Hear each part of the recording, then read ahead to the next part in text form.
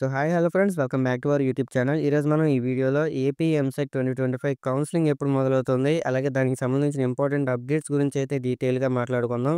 కాబట్టి వీడియోని మధ్యలో ఆపకుండా చివరి వరకు చూడండి. ఇది మీకు అలాగే మీ ఫ్రెండ్స్‌కి కూడా చాలా ఉపయోగపడుతుంది.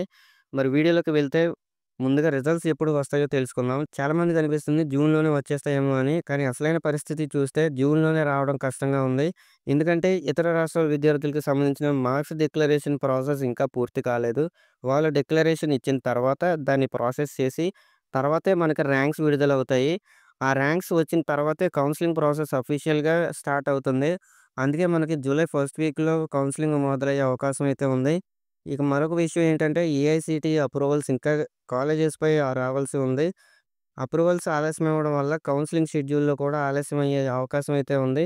అలాగే ఈసారి సీఎస్‌సి సీట్లు భారీగా అయితే పెంచారు. ఎందుకంటే డిమాండ్ చాలా ఎక్కువ ఉండడం వల్ల సీట్ల సంఖ్య అయితే బాగా పెరిగింది. అదే సమయంలో కొత్తగా వచ్చే కాలేజ్ లిస్టు, అలాగే ఫీజ్ స్ట్రక్చర్ కూడా ప్రభుత్వం ఫైనల్స్ చేయాల్సి ఉంది.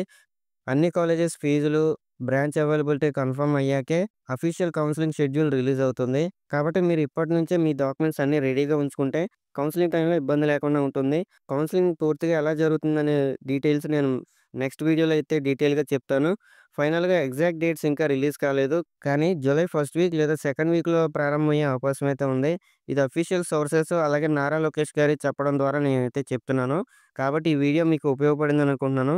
అలాగే మీ ఫ్రెండ్స్‌కి కూడా ఈ వీడియోనైతే షేర్ చేయండి.